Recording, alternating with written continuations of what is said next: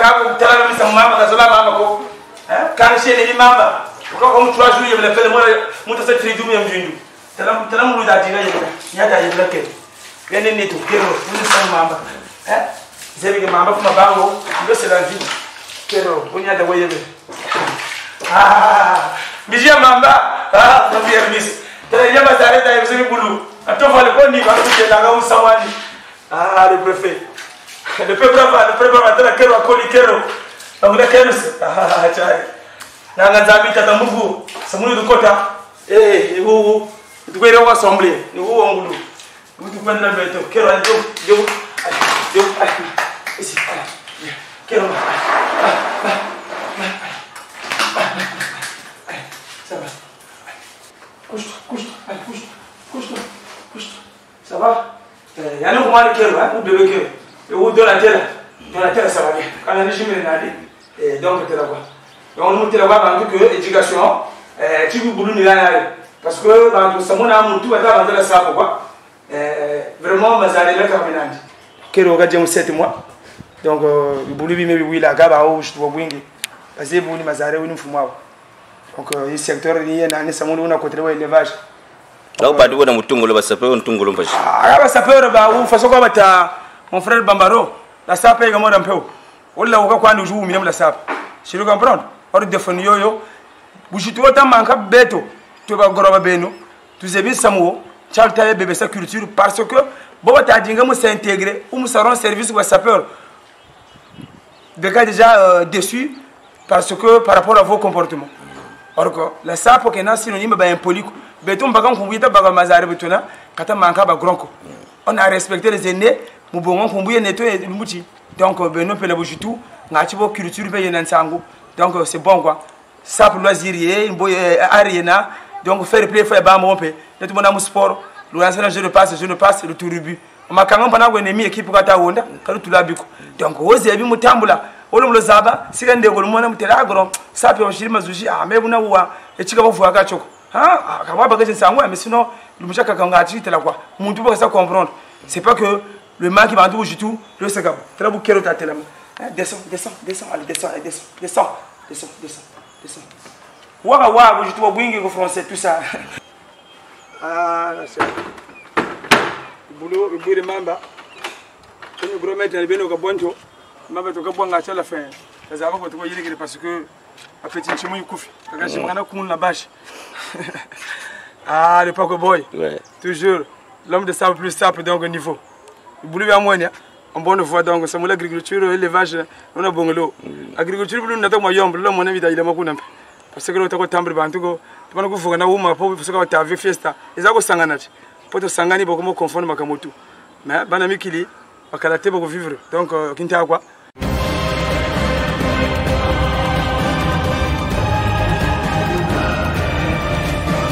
le passage le jour niveau pas cher ka faire agora makalata ko furu moila tela jour faire ramon tela faire whatsapp le peu bravo yo yeb masolo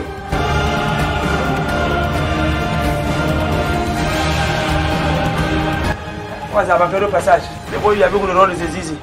tela le passage le banzo ko pressing tibeli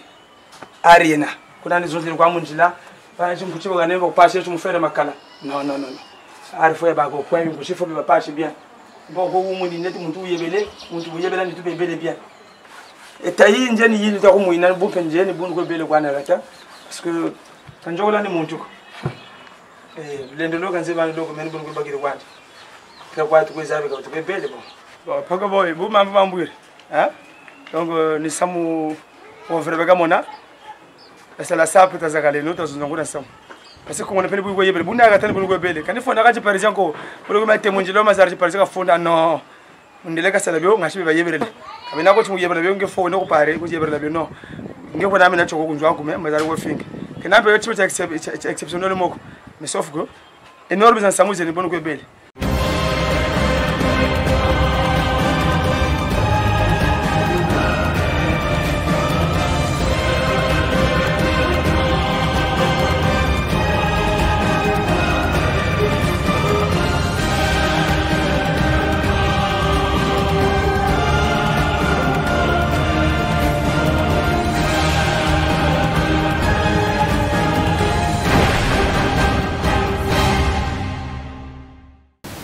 mes amis sapeurs,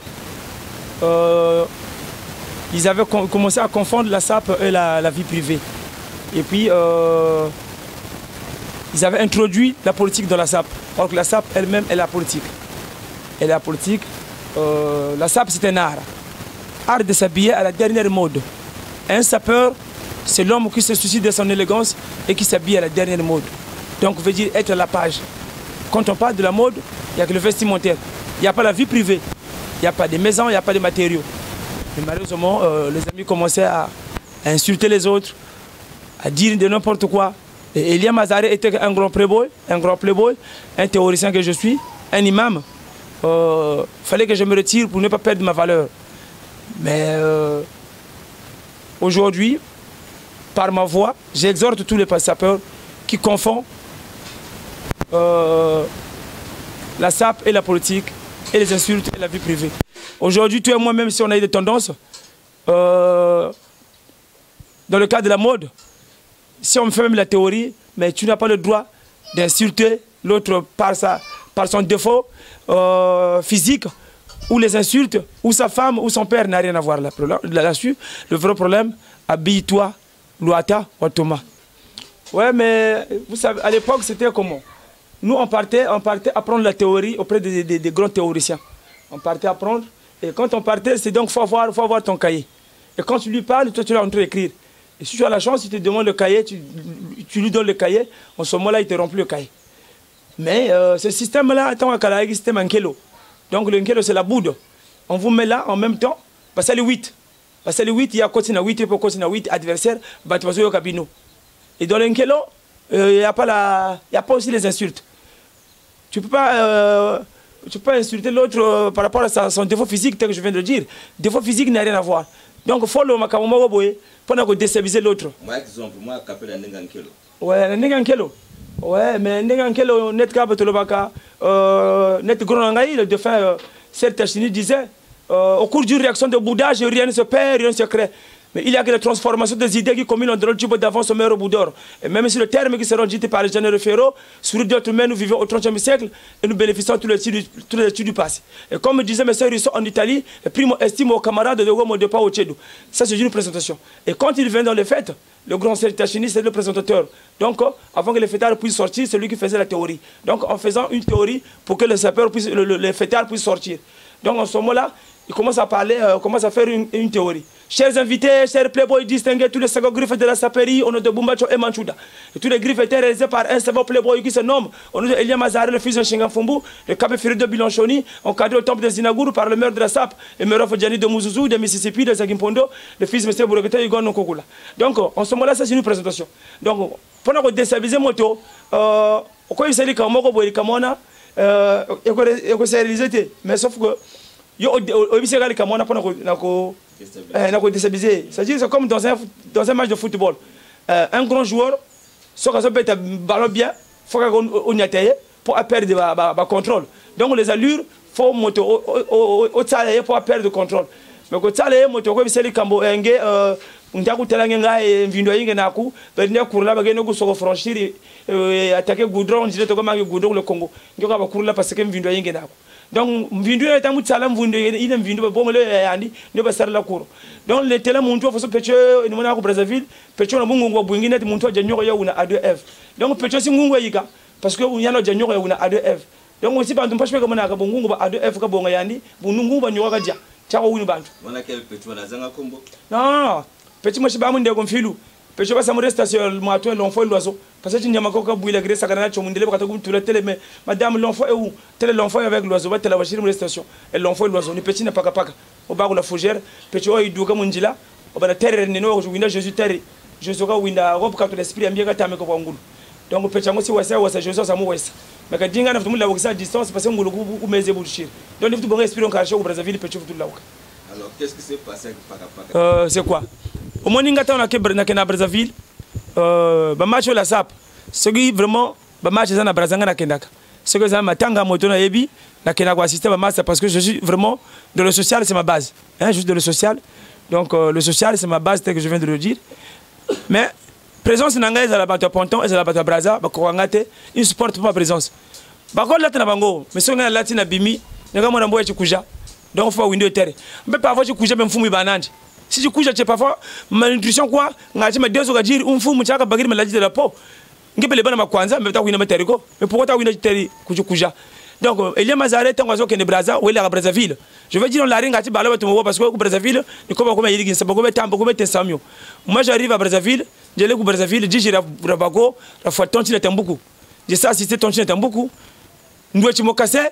au 180 na base rouge au 180 mokase noir na base rouge na pantalon gris na chemise à ciel bantu moi ni menon na base rouge quelque temps vous mon encore frère à moi en passant je le salue Dance Unzeki qui est aussi à Brazza c'est un sapeur Dance Loueti base rouge un peu la paire noire après baba motel oh Dance ngaya oh abu tata Dance ngaya bon bazarpe donc ngaya Dance base rouge que Loueti mazarpe base rouge ah c'est moins compliqué bando kuningishi ndele Dance tela mi batata gaga la jeunesse ya les agalaire ya lunga ku fiti na bagana exemple na batela kalu kotani samo kotabu na munsayi ngongi c'est que les ama kunkuko parce que qu'est-ce qui se passe quand ça dit confondre kungulu na bashi les connaissances n'expriment pas la vieillesse. Au moins, kuna mukana ngo kabukulu ako kazeba. Veut dire qu'on fait ça va plus que muntu akula. Et si moi ni que niveau ngia connaissance sugiri kutane muntu ngaya dingo mbata na uwa yula nchika lwachi ribo. Mendo chibaza rouge telengaya kasa mwako. Ni batele bobu luzagale ya. Funérailles on a couleur zanti. Rouge mu funérailles na, violet mu funérailles na, mpembe mu funérailles na, noir mu funérailles na, bleu de nuit, le gris zine zazo kulu mu funérailles Québec. Bon, lorsque le Fils de Dieu, Jésus-Christ, a été crucifié à la croix, bon, moko,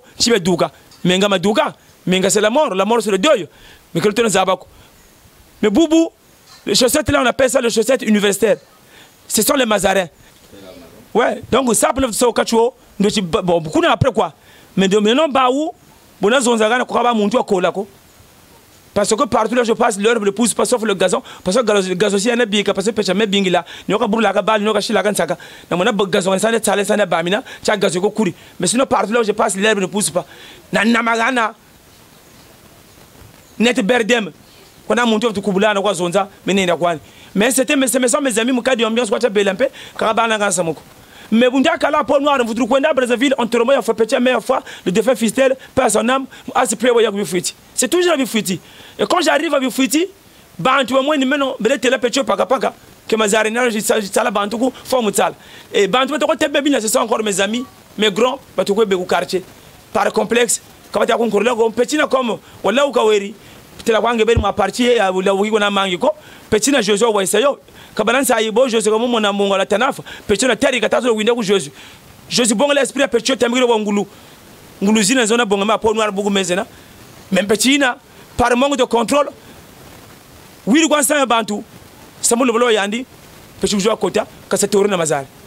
ongengaye nga ponto baka tututu hangenan o mo se paka tele oh mais vous avez comme paka renze le bulldozer ni charman parce que nkumbu yani video charman o meni paka tututu mon frère mais vous avez bien mais comme muntu nuta ça maintenant le colo assurance de futa mais la banane et mon frère fana ko buila ndi buila ba se pedu ba se deux ko le colo ko ba semi de ba buila mo attraper fana mo buila mo attraper mun ne ti andeko tele ko bantu tu biga no le temps ka satorio ka zeme na senze ndo asa biga no yani ka zonza menzonze mon frère paka mon frère non seulement en gros en détail il était confondu moi bichina ka zandro total mon frère ono mama ngaro bole mbwate mamba o moyo mamba ntoko nwa tele mon frère ko nwa mamba ko ça peut ça tout ça mais ça comprendre mais muntuna après événement ina tabtu bwana contre mon président acquis personne mon gros bafuka na pezi moshi basa mwa yimuro pezina bayila njilu bala banu kwa bere pezina kama sa formation kwa mazareko basi tabika ko bajo kabela futa assurance ko parole de lève na batamela batata ka bayizako ba wombe la pezina mais petit offre de ça muntunu bon le courage tutu kasela na mbo zandugo wijila sur table que je fallait ça kumbaga fallait que boga encore kujijira quiz j'étais avec mon frère Chonchi bigwede avec l'onglet Kemeso toujours ça me bien même eh ça finit pas par là petit mo ko mone munjila ka takana kan samuko mboko mona mora mboy mweni mpona ni mboy na miangu ko timuchila kutako yoga donc on les akalanga na président beaucoup j'étais avec mon petit le gourou de la secte notanwa ntako tula kwa gana or ba ko bula batugiri macha ba bula ba debe ko bula kwa ba petit ba kisto bazebe ke Elia Mazaret c'est le grand prêtre Kongolo Zonzo un king kesterien l'homme qui a la bénédiction de king Kester ba petit bana parce que debana baw ne yandi kun bakato ku tulanganda pakazaka lokazona nkumeme sans pourtant même le duga gana bula kam to ku duga peci ba kawri les banza jour et tout le monde kasabi contre étoile ku fro ba turu ku marchand ba wiru ku stade ku women kamata zabaka na turubi ou ma fulugire ba sporteur ba gangi ba fare ba gangi il y a mazare côté ba fulugire intele mon frère kale no ko ndela zagala compagnie kaza foi niko kato sa meeting yako keni gana pe muntu nkumboko me bunta kwiza nganda ndigana bantu mbote muntu ntenta gana mbote c'est mon frère Sadin ta gana mbote Sadin Mudruma le caméraman ni anta gana mbote après gros ka bagana Sadin kuntele mazaro kipana kunyemene koko moi j'ai pris mon calme j'ai conservé statuane petit na bati munna magana na makatana mo mtatela mwana vendo velo kwa zunda hapa tele kuna namba kwa fechi kwa kwenda kana mbongako mena tomfuti mutala bunu wakaba passer mais 3 jours après Brazzaville petit na ngomone munjira binkushu ya grilo ataka donc tridume la sapa kata ça même il était sale bunta mutala mwana montre basa la gare ya matu ya grande gare chaque jour ko 10 heures kwa ba montre mweni kana fiana mukipa ko teleka kagene sunza kwandi chwa image biri bongaga bayevugana na bagoro bandi bashiri masque ma trucage fechi parce que tu publies tu mamazare batiri même peu quand abelanja monako na kipila bechoko parce que quand tu là-bas de connecté mais mes fans na ba master na ba grand bateri machina baba s'est informé on t'a tela telega là bako la cour constitutionnelle fallait siéger ici le siéger ntango sur ce baougeri quand vous la petit ayo logique comment il y a des petits quoi il y en a qui ont gazebi mais je vais tirer l'attention de mes amis de mes grands batakwa c'est intoxiqué petit yo chamwe ni na ba ça exposer baba ku na batela wo par rapport à image yi yeba ça cité banana bana quand ba na nkumbuko na batela nkumbuko pe hein petit aussi par rapport à nkumba ndata parce que il y a une double image ou téléchima mais concernant papier bakagabo quand il nkumbuza uko bo batela image bo ça comprendre que les abas ça n'est parce que ça moi avant quand toi Brazzaville mais là j'ai bagé la solution donc dimanche tina ba il ma samuna kada kipako lundi mardi men tugiri ku degi ni kotanta kota ti sumebi jabiani ni kotanta kata kota jibwana pecho paka ujifinaka kizito donc on dit ndokia ya station fulugiri men dans ngati muntu kan ndokia bagiri ana pecho tuguru la tana ujifinaka kizito ndaku duo nyuma paka babuiri ku pesa me bata bagana pecho Adriano na pecho le manager petit na donc rapprocher à Christian beaucoup anji kwa gros tele petit paka to tele non ça monte à matugiri mais nous je éviter mais vous toucher petit ameno en ce moment là quand on t'abonne ça kako nchimichibi me benan et en ce moment là tele bon je vais accélérer ça fait la boucle de 100 degrés Celsius na manja kanama ni sanza sanza dans les vis na mujuro de meza armani non pas la grippe zamanima na tele ça car l'ampelo kwela na bulangano mamba donc mutoina na sobela la minute ni tele mon frère le grand maître avant fois wakantela ne prouve pas aux gens que tu connais la théorie sauf en cas de besoin il en a besoin fallait théorie à Kibogaran il y a Kibogala de 23h sur 1h je vous le dis il y a quoi moi ça peut poser une théorie à poste d'avril mais il veut être le tela bon ben à Brazzaville ou à Bazebi il y a bien pas au courant il y a Bazebi donc il y a Kibogala de station si on est pas mer à Kisto à Bar Mamari qu'on a conduit avec mon gros Remo Bar à Tofa le Pony ça me bien mon gros coco la major dédicace ngwana donc Nganzambi pas Carlos donc staff Ezeli Kitoko ça me bien belegana même bienvenue logique na kacha Polono yema solo oyo na fontaine le carme de l'Europe na kacha Polono samia bazebi que il mazare muntu mutsala ka vumbuke ukabutugire jiko parce que tene kula petit bon ngati théorie vita bakula moduko moni mais betu tu yore uturi ku théorie na mugu tule tabi te kan chango te bakan kumbuyi mais mazare ka sapoloja kwa ndugisa mazare ka sapoloja kwa ndugisa bobe na image bazebi hein Elvis Mbizio zawana webi Frankie Stone webi hein le patron de MBL Fret Maritime sans compter Enebeni Tatobanzi Freddy le patron de FB Logistique à Tofa le pont yema solo hein Boubou le yomoko le roi de Bantou Boubou le staff Nyongene petit nanga Azad Godé hein a tele kabula ba ko gina tete mayele toujours petit nanga Arnaud nakacha on appelle ça nakacha Grèce petit nanga pichuli fire ndio zawana zo salama donc il y a mazare samuni buna bele mais muntu na mbongele wale mane musayo ya théorie ntele na banto ko winjita sayo ti 1 heure après mergojicho côté la peau noire jeudi donc nous muti Nchangu tumweni vraiment to wana message mi la wamio d'origine samumi jalousie quoi ta quoi sérieux. Amba la base ni jalousie ni binu quoi c'est. Ange bu wujiri quoi je mazare wujiri. Tela ni voyage zagara. Bunu bo koko. Bunu bo koko bina roga to ko se fina roga zevira champion du monde ngala benga champion du monde pose à maître ba benga roga roi obima maître e ba tombali roga njaba kunanguna bangomo ko ba yebi roga za maître bani banto ko tambre parce qu'il a valorisé les sapeurs théoriciens et de Nesquez avec mon gros de défunt de Dapouré donc ba karaté ba ko vivre comment on appelle ça hommage de Dapouré mbulu wayo dans la vérité de l'art toujours avec Paco Boy donc mbulu tela ko roga pe quelque part il est sapeur musicien parce que même bien jamais na bima jalousie ni yo quoi tela muntama roga bakatanga kunga ba sapeur ga au parisien bantu yina je le comprends roga ba parisien ka tsere katala muntu ga vérité wakati ara bantu ko ba lubuga na kunga muna bantu ko ba sa tirer leçon ba ka conseil muna katukiri ko witanga kunga wa mwatu wa corruption on va bagala na président Charman personne même le gouvernement nsaya ba bantu wa wilema kona muntu nyonga ko même quand tu bouges tu as un coco parce que moi l'arri quand tu as un ça moi je suis là l'arri wantata parce que bah l'arri mon tamas c'est un de Paris quand tu as que l'arri un tungolon pas si frison ou pas qu'il a ongesh